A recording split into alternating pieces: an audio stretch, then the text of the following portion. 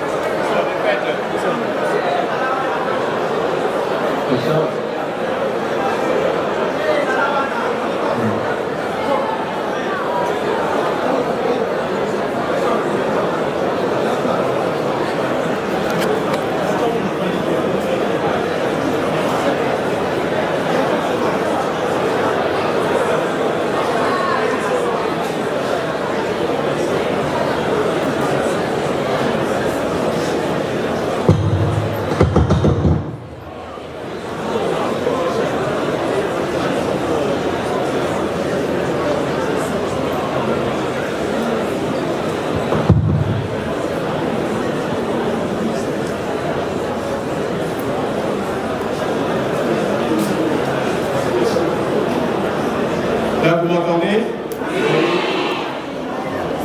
Tout le monde m'entend? Voilà, je pense qu'on va régler le problème de la sonorisation. Je disais, camarades de 2. Je ne vous entends pas. Camarades de 2. Je vous entends mieux. Camarades de 2. Là, vous avez fait vibrer l'auditoire. Encore, je voudrais remercier notre ministre, le recteur également, qui ont bien voulu organiser cette rencontre. Et c'est une rencontre que je souhaitais étendre dans le cadre des tournées que nous effectuons. Nous avons fait, que ce soit du côté de Bandaka, d'Issala, Yemena, Pumba, ainsi que Kisangani, Iziro, Kikdou. Et aujourd'hui, hier, c'était à Bandoudou, ville, pour venir aujourd'hui m'entretenir avec vous. C'est la deuxième fois. La dernière fois, c'était en 2005 que j'ai collé ici l'auditoire. Là-dessus, bon, je comprends que beaucoup n'étaient pas encore nés, hein, n'est-ce pas?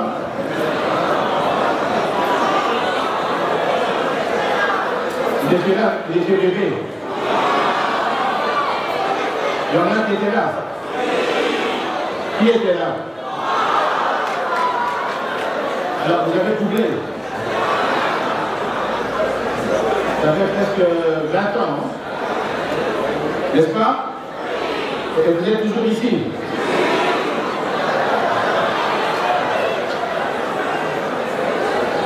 Ça pose un problème, ça. Bien, mais heureux alors de vous revoir.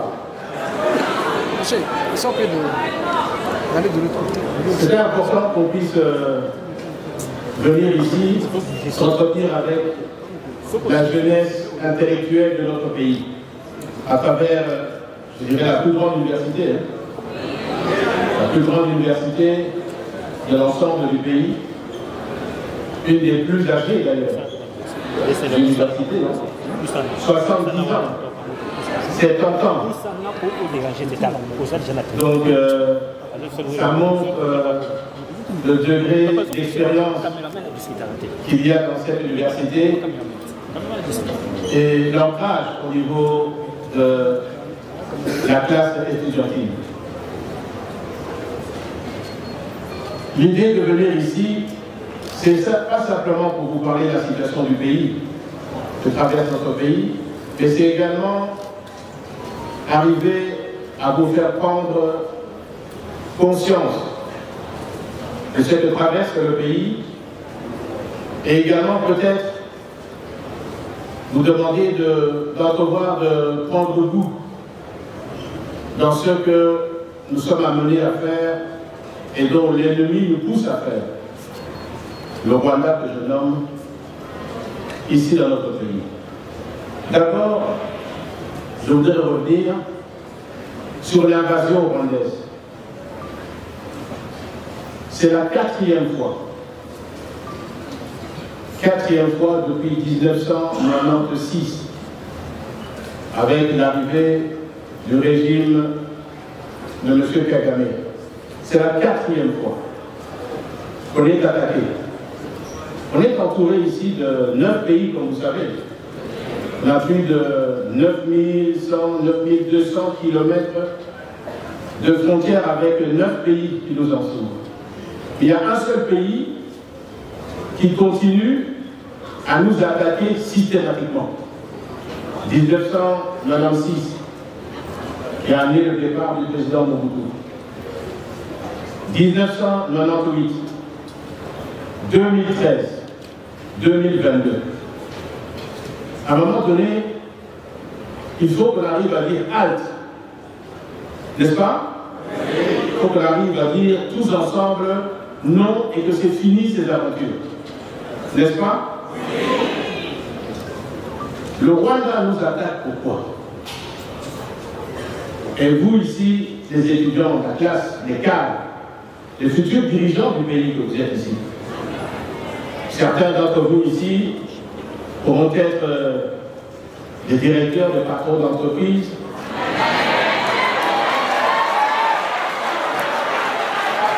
Pourront être aussi des grands fonctionnaires de l'État, jusqu'à des ministres, premiers ministres, et qui sait peut-être le président de la République.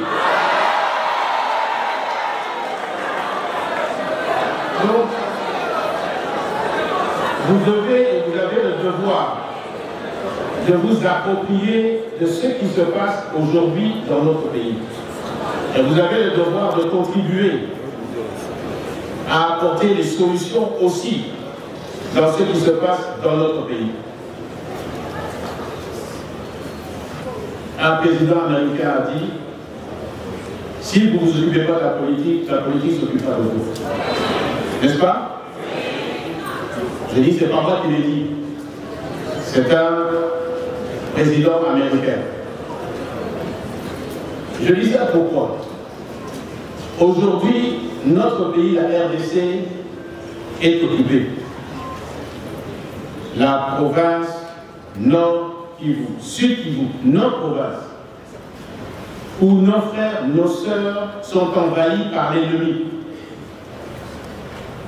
Même si c'est à 2000 km, ce sont nos frères, nos sœurs, nos mamans, qui aujourd'hui sont violés, sont pillés, sont tués. Des jeunes comme vous, que vous suivez dans les réseaux, sont massacrés par les troupes rwandaises. Vous le voyez, n'est-ce pas?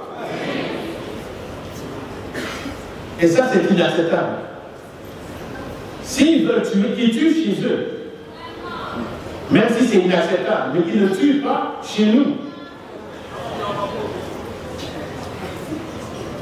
Et je dis, il nous appartient à tous de nous lever comme un seul homme. Qu'on ne l'aime pas, il est le chef de l'État.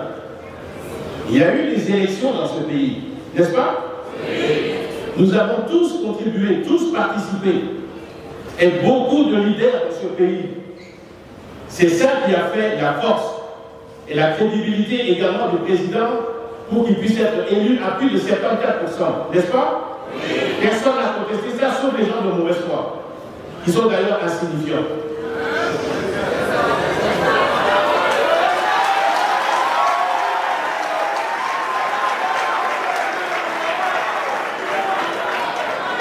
On est dans un système démocratique.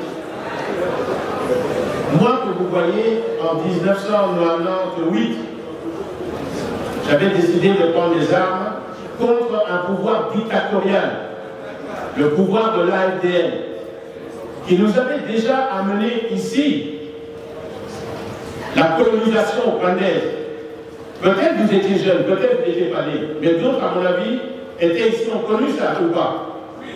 Vous n'avez pas vu ici les Rwandais, les troupes rwandaises ici dans cette ville? Diriger le pays?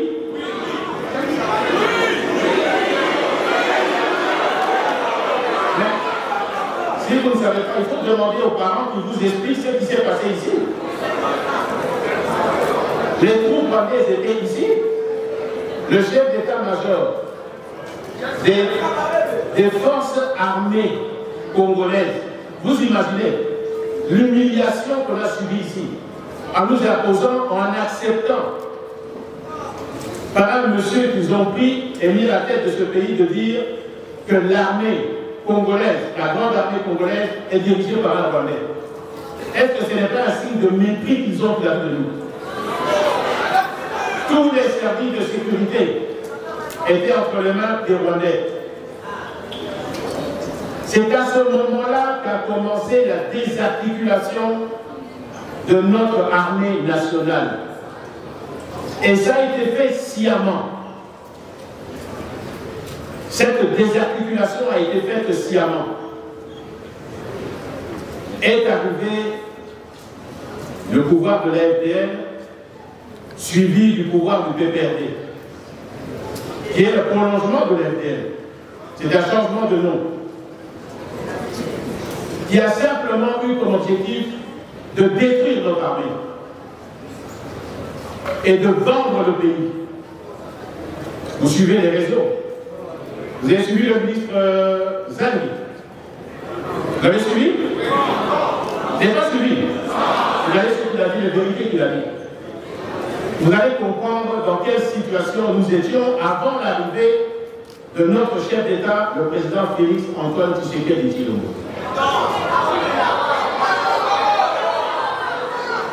C'est lui qui s'est levé pour dire je vais mettre en priorité défendre les intérêts du Congo et défendre les intérêts du peuple congolais. Et c'est pour ça qu'on s'est mis derrière lui. Et que nous avons tous, les leaders de ce pays, bougé pour le faire élire grâce à la population. Parce qu'il est contre une chose, le pillage de ce pays. Malgré qu'il a, dès qu'il est arrivé, il a ouvert, dans le cadre de la diplomatie, la coopération avec tous les pays environnants. Mais certains ne l'ont pas compris et ont cru qu'il pouvait le poignarder dans son dos.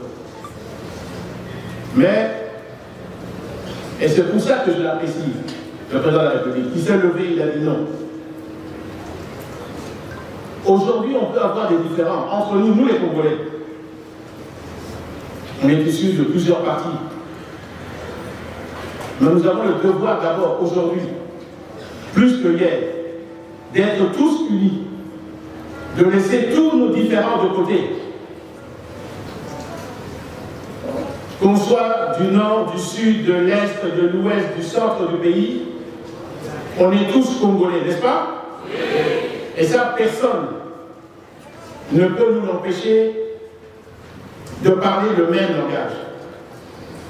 L'unité de notre pays va faire face à l'envahisseur, dont le seul objectif est d'organiser le pillage de notre pays. Je suppose que vous suivez les décisions qui sont prises à l'étranger. C'est le plus un secret aujourd'hui.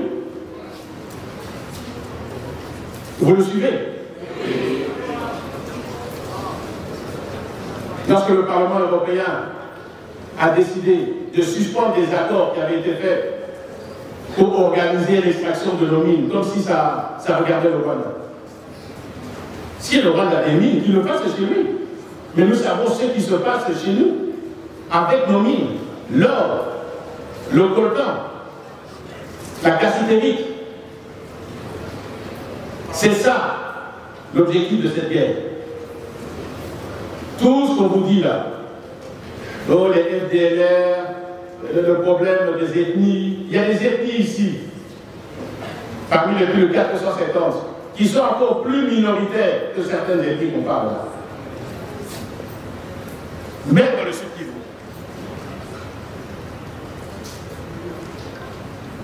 Non, le seul problème que nous avons ici, c'est la richesse de nos sols et de notre sous-sol. Mais ça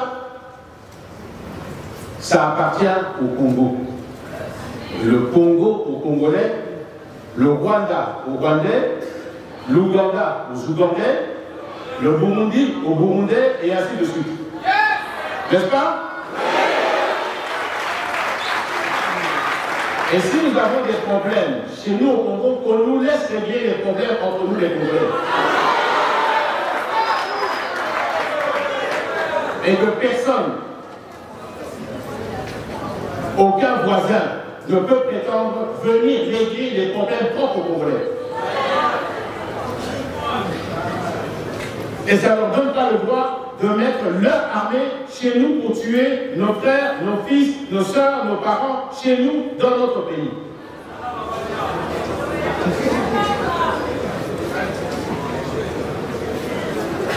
C'est pour ça. Il faut que la jeunesse, tout entière, parce que vous êtes l'avenir du pays. Nous, dans quelques années, nous espérons le plus là possible, nous ne serons plus là. Mais c'est à vous qu'on va laisser ce pays. Et vous devez comprendre dès aujourd'hui les enjeux qu'il y a dans notre pays. Et vous devez vous préparer à ça. À défendre toujours notre pays, nos populations. Je le disais, il faut qu'on laisse les différends de côté. Si l'opposition, lequel le président de la République, samedi, a lancé un appel pour tendre la main, c'est pas parce qu'il a un problème, c'est parce qu'en tant que père de la nation, il a dit aujourd'hui, une partie dans notre pays est envahie par des troupes étrangères, le Rwanda. Mettons-nous tous ensemble pour parler d'une seule voix et goûter dehors, que ce soit par des voies diplomatiques, des voies politiques ou toute autre voie, l'ennemi dehors, qu'il rentre chez lui.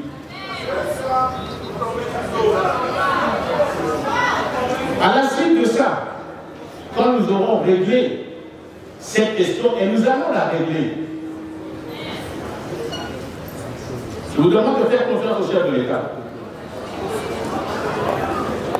Nous savons ce qu'il est en train de faire, politiquement, diplomatiquement et même militairement. Nous savons.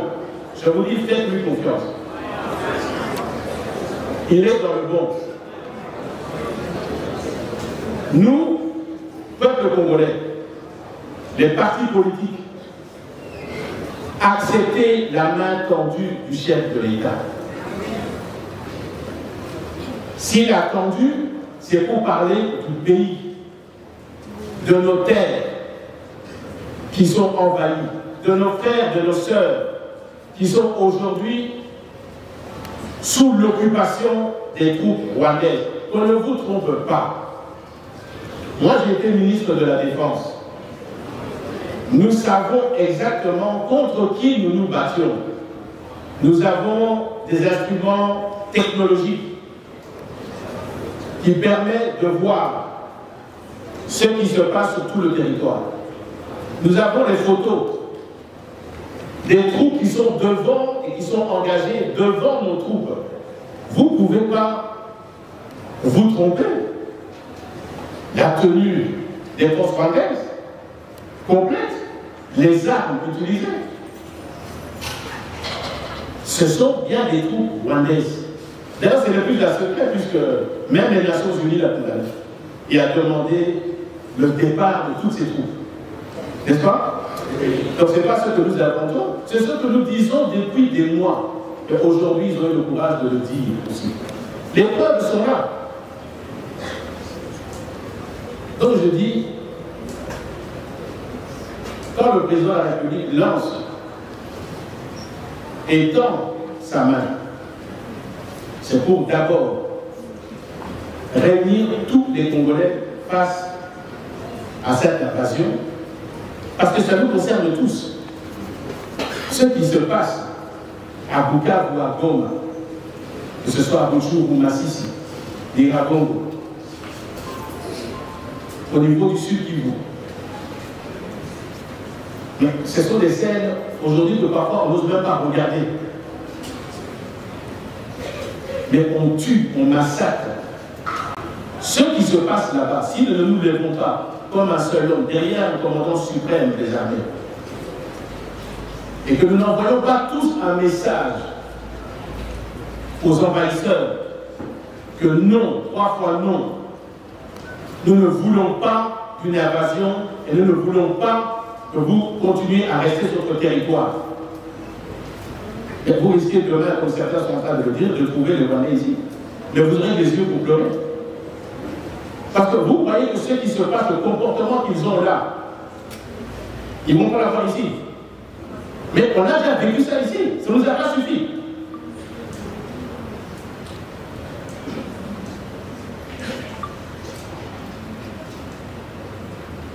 On ne peut pas laisser continuer, là sur nos territoires, à accepter les massacres qui sont en train d'être perpétrés par les forces rwandaises. Nous sommes ici dans notre pays plus de 80 millions. On parle même, on attend l'identification des populations, on parle même de 100 millions. Mais si nous tous ici, nous nous levons pour dire non à cette invasion, et que nous n'accepterons pas cette invasion, et que nous mettrons tout en œuvre,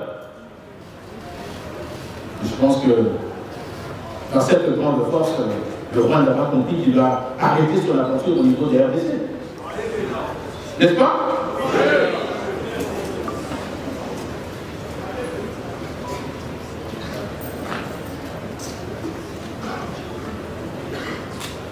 Nous devons laisser nos différends de côté et regarder dans cette même direction. Celle que le chef de l'État nous a montrée. Parce que c'est grâce à cette union que nous allons nous renforcer de l'intérieur, mettre en place nos stratégies communes pour bouter de l'ennemi. Vous me suivez? Quand on aura terminé ça, on n'a pas dit que tout le monde doit rentrer dans le même parti, non? Chacun retrouvera sa vie.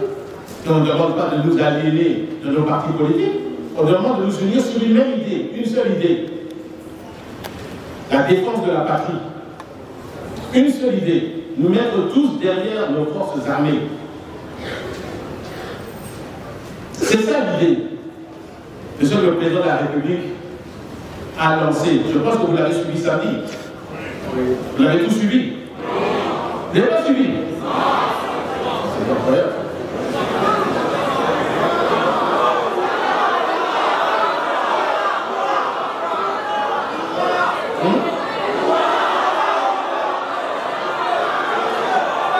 Les réseaux sociaux.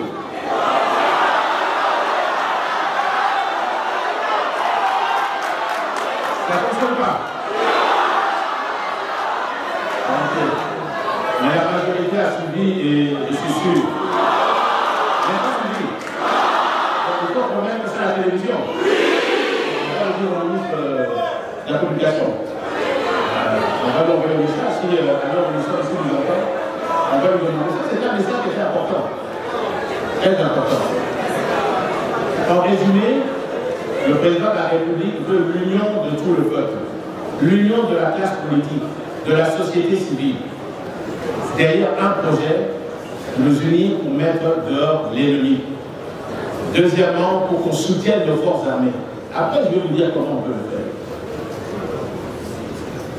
Parce que ce pays, il nous appartient, il vous appartient. Nous tous qui sommes ici, nous sommes concernés. Je ne vais pas rentrer dans le programme du président de la République pour le développement de ce pays, il faut que rapidement on sorte l'ennemi et qu'on puisse continuer, je veux dire, la marche du développement dans notre pays. Là-dessus, une des raisons principales pour laquelle je voulais vous voir, je vous remercie d'être présents et très nombreux, je parlais de nos forces armées. Nos forces armées, je peux vous dire, je peux vous témoigner, ce sont des vaillants soldats. Ce sont des soldats redoutables. Aujourd'hui, dans ce que nous vivons, causé par l'envahisseur, il faut nous préparer à défendre notre pays, notre territoire. Et ce n'est pas les étrangers qui vont venir se battre pour mourir pour nous. Vous me suivez? C'est nous-mêmes qui devons faire le sacrifice. Même le sacrifice suprême, si ça peut apporter la paix dans le pays, et puis cette paix peut apporter le développement de notre peuple. Et c'est pour ça que le chef de l'État a lancé, il y a un mois, comme mot d'ordre, la mobilisation générale de la population derrière le FARDC et le recrutement général de la jeunesse. Pourquoi la jeunesse? Je vais vous parler du métier des armes, je vais en arriver. C'est la jeunesse qui a la force physique de pouvoir mener les combats sur le terrain. Et nous sommes un peuple qui est tellement grand, vaste, diversifié, que nous pouvons rassembler même 1 million de militaires dans ce pays. N'est-ce pas? Nous sommes presque 100 millions.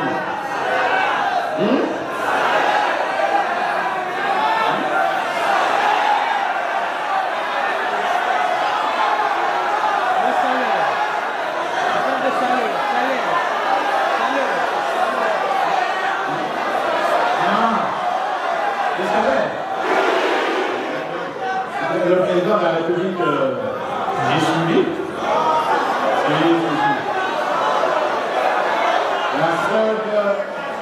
La seule, le président a parlé de l'augmentation considérable.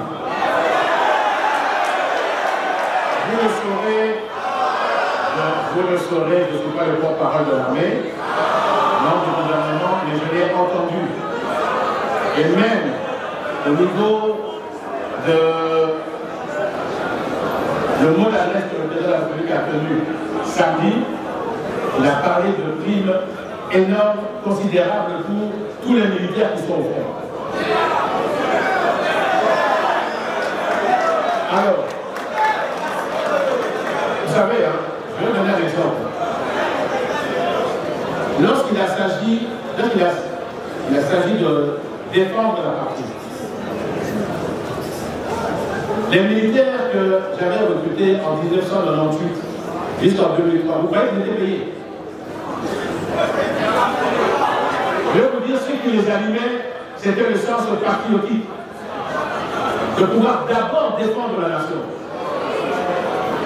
Et aujourd'hui, vous devez absolument le fait que nous risquons de ne plus avoir de pays. La solde, elle existe. Elle va être sérieusement améliorée. Ça, ce sont les dires du président de la République, le commandant suprême. Mais je dois vous dire qu'au-delà de ça, c'est pour ça que je dis que ce sont des vaillants militaires. Malgré ça, ils sont sur la ligne de front, dans les collines, dans les montagnes, dans les tranchées. C'est pour ça que nous devons les soutenir. Parce que si eux n'étaient pas là, l'ennemi pourrait déjà arriver ici. Mais ils le font pourquoi? Par patriotisme. Parce qu'ils ne peuvent pas laisser, en tant qu'hommes, femmes, le terrain à nos ennemis pour venir prendre le pays et l'annexer au Rwanda.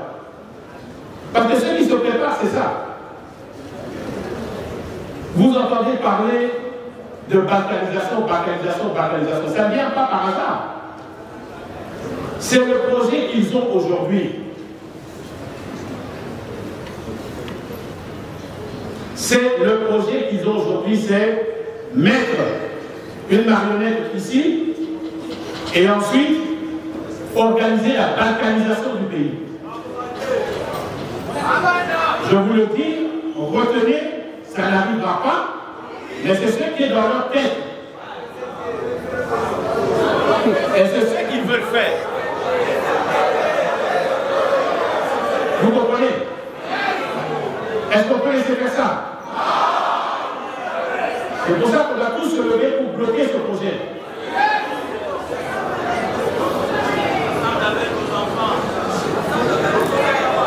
Je vais maintenant approcher.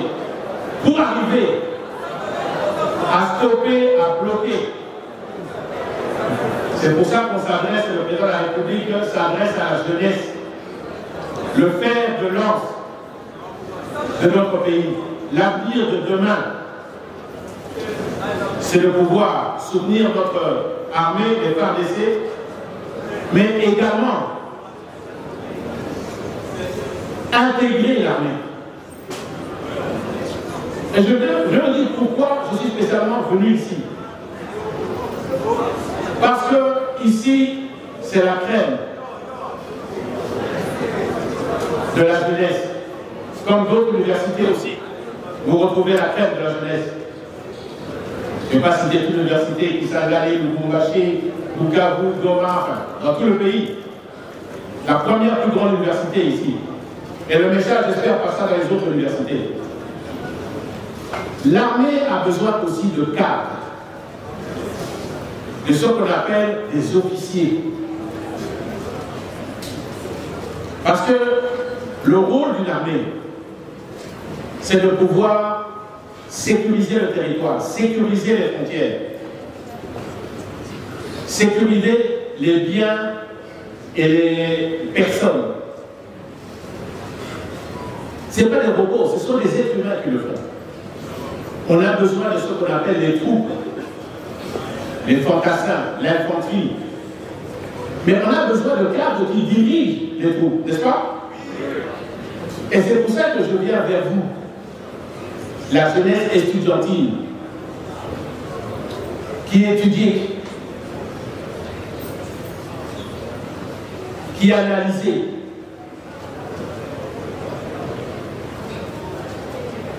Si vous ne vous levez pas, comme un seul homme, toutes les recrues qui sont en train de se passer, je pense que vous suivez ça au moins, dans tous les territoires, beaucoup de recrues sont aujourd'hui dans les aéroports, en train d'attendre les avions pour être évacués, n'est-ce pas? Mais une armée est organisée. Elle est organisée comment? Elle est organisée parce qu'elle est structurée. L'armée, c'est une pyramide. Ça répond à une logique de l'ordre et de la discipline.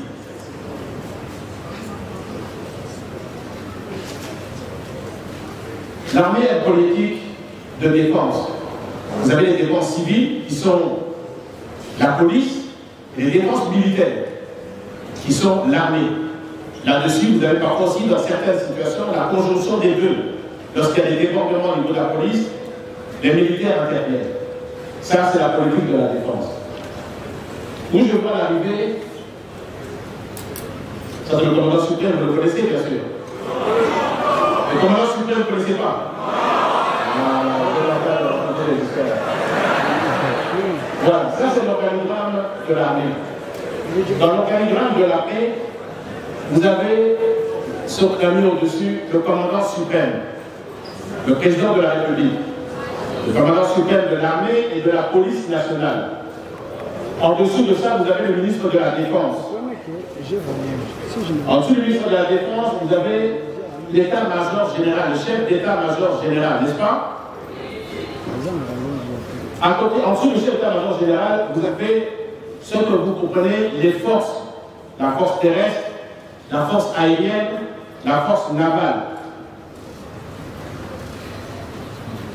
À côté de ça, vous avez ce que dans notre organisation, dans notre politique de défense, vous avez les zones de défense. Nous avons 3 zones de défense ici. Je ne vais pas rentrer dans les détails parce que maman et le ministre nous a dit que vous allez intégrer maintenant des cours au niveau de la défense, mais nous avons des zones de défense, 3 grandes zones de défense, réparties sur tout le territoire, avec des commandants à l'état-major là-dessus, qui contrôlent les zones de défense, qui contrôlent l'ensemble, quel commandement de l'ensemble, tant des forces qui sont présentes sur la zone de défense, aérienne, terrestre, que navale. C'est ça, vous voyez, ZDF. Ensuite, à côté de ça, vous avez les corps, les différents corps qui aident. L'armée, c'est la logistique que vous avez le génie militaire, vous avez le service médical pour la santé, vous avez les corps de transmission. Les corps de transmission, c'est tout un corps entier. Le service médical également, c'est tout un corps qui est dispersé dans toutes les unités. La logistique également suit toute une intégration, que ça vienne de l'état-major général qui est redistribué dans toutes les brigades, dans tous les bataillons. Ensuite, vous avez le corps de transmission. C'est des transmissions qui se font par voie de radio, par voie de communication. Ça aussi, c'est toute une direction au niveau de l'armée. Et puis, vous avez bien sûr la question du social, au niveau qu'on appelle le CECAS, et puis vous avez les services de communication au niveau de l'armée, que vous entendez de temps en temps, il y a des porte-paroles.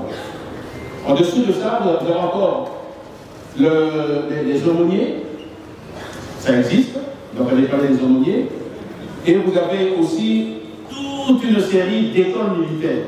Et je vais arriver à cette structure d'écoles militaires pour pouvoir vous donner le goût d'intégrer l'armée. Vous dites Amen. Donc vous êtes d'accord? Bon, on va y arriver. Je crois que tout le monde a compris un peu, j'ai été très simple. Mais c'est peut-être à l'intérieur qu'on pourrait rentrer, mais ça, on va laisser ça aux spécialistes, tel que maman m'a dit, ministre, les cours vont commencer.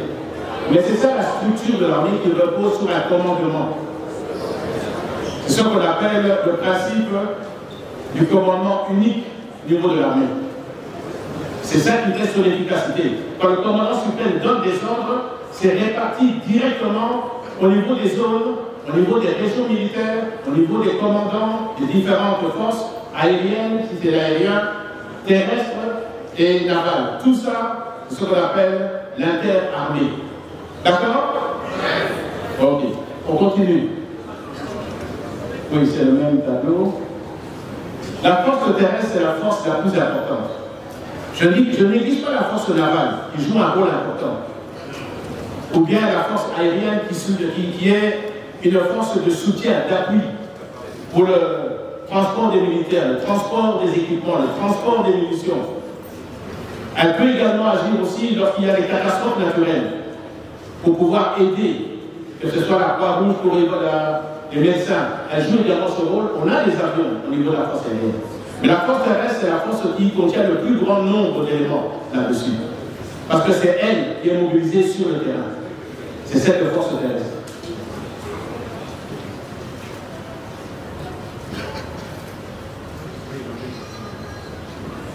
C'est l'organigramme aussi, chaque force, que ce soit la force aérienne, la force terrestre, la force navale, répond aussi au principe de l'unicité de commandement.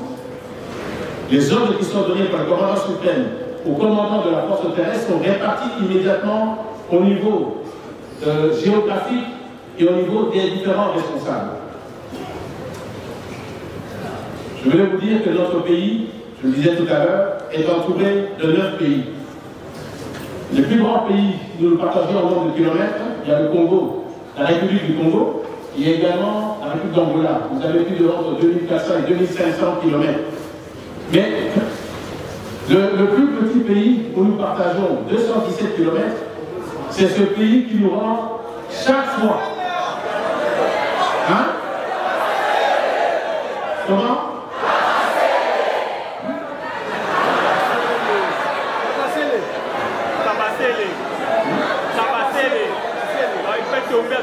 Ah, j'ai compris. J'ai compris. C'est celui-là qui me embête le plus. Voilà l'ensemble de notre pays. La superficie, vous la connaissez. Et le total de la circonférence de notre pays, 9165 km. Alors, j'ai parlé tout à l'heure des zones de défense. Il y en a 3. Mais en-dessous de ça, vous avez ce qu'on... En dessous de ça, vous m'entendez? Vous m'entendez? En dessous de ça, au niveau de la zone des zones de défense, les 3 zones de défense, ce sont des zones, comme dit les entités territoriales, qui sont là, avec un commandement, un état-major, mais qui contrôlent en dessous d'elles ce qu'on appelle également des régions militaires. Et ces régions militaires, ce sont les régions, ce sont elles qui disposent des forces. Donc le commandant suprême donne des instructions, ça va jusqu'au niveau des régions militaires, et c'est les régions militaires maintenant qui actionnent les forces. C'est là-dedans, c'est pour ça que vous voyez au niveau de la doctrine de la défense, nous avons 3 niveaux, et un des niveaux, c'est le niveau au niveau tactique, c'est au niveau des régions militaires, là-dessus. Et c'est ce qu'on appelle également dans la doctrine militaire les unités de défense principale, à ce niveau-là. Et vous avez nous avons 10 régions militaires qui sont généralement basées sur les anciennes provinces que nous avions à l'époque. C'est la répartition se fait plus ou moins à ce niveau-là. Je ne rentre pas dans les détails, vous verrez ça à un moment donné. Alors, c'est ça ce que j'appelle les zones de défense. Et puis, en dessous des zones de défense, nous avons les régions militaires. Bon, les doctrines, les 3 échelons de doctrine, au moins les doctrines de la défense. Vous avez donc les unités de couverture. Là-dessus, les unités de couverture, ce sont les unités, lorsque un pays est attaqué, ce sont les unités qui vont contenir l'ennemi dans un premier temps. C'est elle aussi qui va donner le renseignement sur l'ennemi. Pour dire qu'est-ce qu'il est en train de faire, qu'est-ce qu'il veut faire, quelles sont ses intentions. Ensuite, vous avez l'échelon qui est l'unité de réaction rapide, qui sont les forces navales, aériennes, terrestres qui commencent à engager les combats avec, bien sûr, l'aviation, avec maintenant les unités de combat, les brigades de réaction rapide, et on passe aussi ensuite au niveau des unités de défense principales, qui sont les blindés, les armes lourdes, les unités d'appui. Je ne rentre pas le détail, mais voilà un peu ce qu'on appelle la doctrine de la défense que nous avons au niveau des échelons. Alors, ça, je voulais vous montrer ça, parce que ça doit vous concerner. Lorsque vous allez accepter de pouvoir rentrer dans l'armée, n'est-ce pas? La première étape sera quoi? Ici, le recteur, maman ministre, m'a dit, vous avez une unité de sécurité ici, je crois. Oui? C'est là qu'il faudra s'inscrire. L'unité de sécurité. Vous allez mettre vos noms, parce que vous voulez rentrer dans l'armée. C'est là que vos listes vont être remises au chef d'état-major général. On va vous faire passer des tests médicaux pour voir que vous êtes en bonne santé et valide. Après ça, on va vous guider. On va vous guider au niveau de ce qu'on appelle les centres d'instruction. Et nous avons différents centres d'instruction dans le pays, là-dessus, et même aussi des centres d'entraînement. Je vais vous le montrer, je vais revenir. Voilà. Ici, vous avez les centres qu'on appelle centres d'instruction et les centres d'entraînement. Vous avez au niveau de, bien sûr ici à Kinshasa, les Kimumbango, Iborango et d'autres. Vous avez également Bazalou ici pour les blindés, pour ceux qui voudront aller à un moment donné arriver à parfaire leur éducation, leur entraînement sur les blindés, à Bazalungu. On a Kitona, qui est un très bon centre, ici au niveau du Congo central. Nous avons Kamina aussi. Nous avons Kananga qui est surtout réputé pour l'école de formation des officiers. Vous connaissez? Voilà. Vous avez également du côté des Kisangani, nous avons des centres tels que le centre de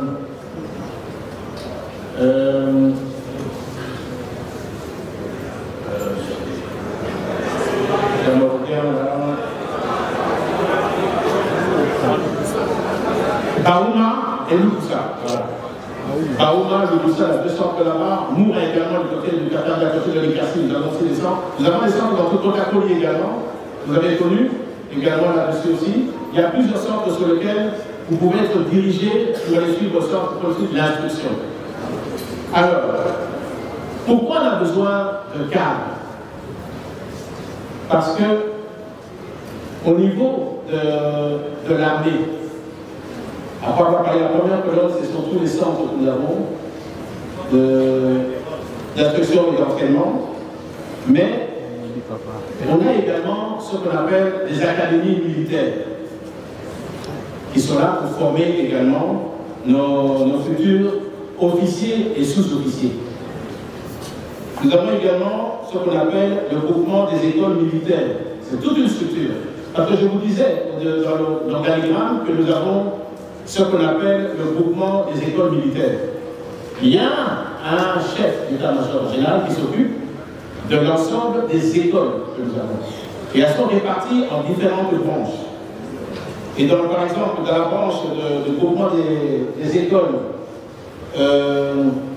militaires intégrées, vous avez des différentes écoles qui forment par exemple l'administration, des futurs administrateurs au niveau de l'armée, qui forment également, ce que je n'arrive pas à lire ici, mais j'ai ça ici, qui forment les PM, la police militaire, qui forment également les personnes qui vont faire l'exercice physique ou sportif, qui forment également des musiciens, ça existe, qui forment des agents de renseignement, c'est très important. Le renseignement militaire, lorsque vous l'avez, c'est 50% de la bataille qui est gagnée. Donc les agents de renseignement, ce sont des personnes qui doivent suivre une formation très approfondie. Surtout, dans le renseignement, vous avez des personnes qui collectent l'information et d'autres qui analysent l'information et d'autres qui les transforment en renseignement, c'est-à-dire nous avons des éléments sûrs là-dessus. C'est toute une spécialité. C'est pour ça qu'on a besoin de votre expertise. Vous, la jeunesse, vous, les cadres, vous, les universitaires. Parce que ce n'est pas donné à tout le monde. Ça demande un haut niveau, je veux dire, de connaissance, d'analyse et de stratégie.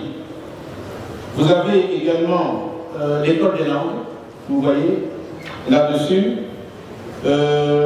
Les écoles de sous-officiers que nous avons.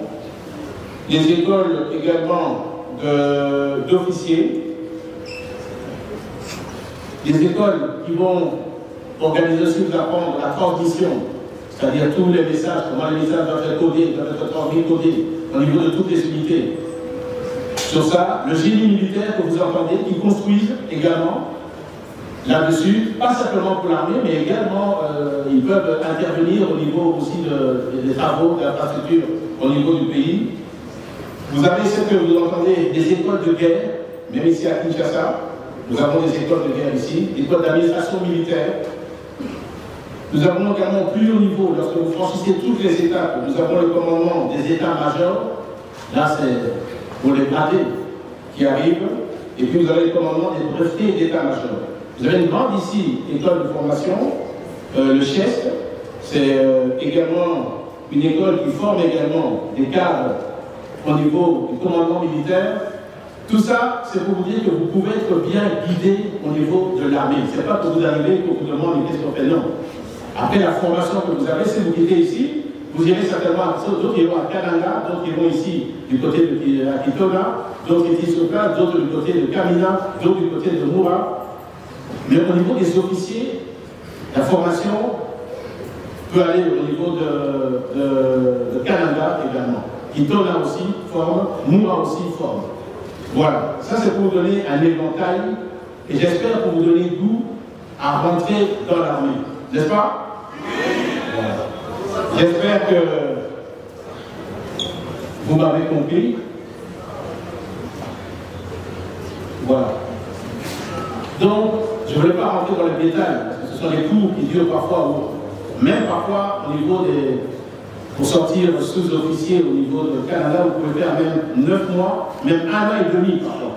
Commandant de bataillon, commandant de brigade, pas quand vous allez sortir bien sûr, mais au fur et à mesure vous allez gravir les échelons. Donc, on a besoin de vous pour commander les unités, pour appuyer les unités, parce qu'il y a également des écoles d'artillerie aussi, qui demandent des efforts, des formations très poussées. Parce que ce que vous voyez dans les télévisions, etc., ça, bon, on vous apprend à tirer avec une AK-47. Mais après ça, on appelle ça les armes d'appui. Quand on passe aux mortiers, les petits mortiers 60, les mortiers 82, les mortiers 120, lorsque nous avons des lances missiles, lorsque nous avons des bombes qui vont jusqu'à 6 km, d'autres qui vont jusqu'à 40 km, on appelle les 122 mm. Tout ça, ça s'apprend. C'est ça qu'on appelle également l'école d'artillerie. Donc, il faut que nous ayons des cadres pour encadrer bien sûr nos troupes, mais également pour aider à appuyer nos troupes. Nous avons également des écoles aussi au niveau de la force aérienne. Parce que le président de la République est en train de, comme on dit, monter en puissance armée. Nous avons des avions qui sont des avions de chasse. Nous avons également, et ce n'est pas un secret, des drones aussi. Ça demande, ce sont des spécialités qui demandent un enseignement de formation très poussé et très méticuleuse. Je me dis, cette armée n'a jamais été aussi bien dotée depuis l'arrivée de notre président. Je pense que c'est une armée qui est une des mieux dotées, je pense, d'Afrique. Parce que les blindés, nous les avons. Les avions de combat. Je ne sais pas si on donne la parole à tout le monde, je crois qu'on ne va pas sortir d'ici. Je crois que j'ai été clair, n'est-ce pas? On n'a rien à rajouter. Tout ce que je souhaite, des questions.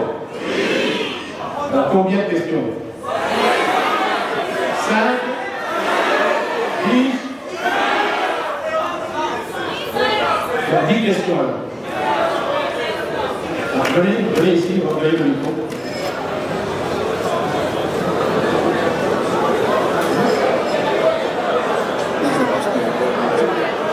Oui, dans le pays. Et j'insiste là-dessus, il faut que, et c'est l'objectif du commandant suprême, c'est qu'il y ait une grande armée, une armée dissuasive, qui protège nos frontières, qui protège la population et ses biens. Vous m'avez suivi? Pourquoi les jeunes doivent intégrer l'armée? Vous voulez que les vieux intègrent l'armée?